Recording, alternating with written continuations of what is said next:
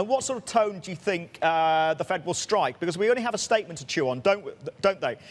Is there any economic rationale for the Fed to pause, first of all?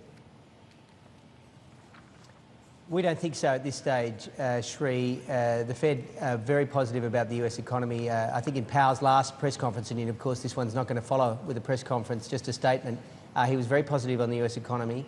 Having said that, we'll be looking at the statement closely to see if there's any change and any indication that they are considering the impact of the tariff war going forward. But at this stage, we're very confident that the Fed will say the US economy is in good shape and they'll be looking at the dot plot pretty much consistent with what we've seen. And directionally, Toby, where do you think the US dollar is heading? Because that, together with the higher rates environment, increasingly is going to determine the fate of many emerging markets. Yeah, spot on, Sri. Emerging markets is really a US dollar story in the short term, and at the moment you would suggest the US dollar still looks pretty strong. Unless the Fed, of course, change direction or show that they're tempering somewhat, we would expect the US dollar to still look pretty good overall. So we're still on the high side, which means emerging markets will be under a little bit of pressure, but broadly speaking, they're in reasonable shape from an economic perspective.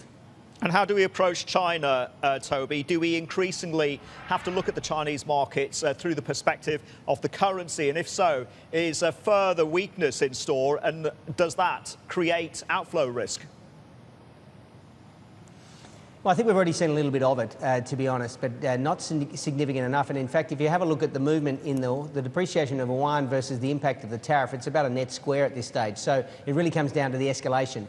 When we talk about China and we look at China, we always talk about mobility and the way in which the Chinese authorities can manage the deleveraging in the economy at the same time of not impacting growth and causing any crisis in amongst the credit sector. So there's a lot of factors at work. They have a lot of controls on a lot of levers, the authorities, and they're doing a pretty good job. But the tariff scenario is just sort of like an exogenous shock that needs to be assessed and need to be considered. So we're watching it closely, but overall we're still on the hunt that they'll 6% growth.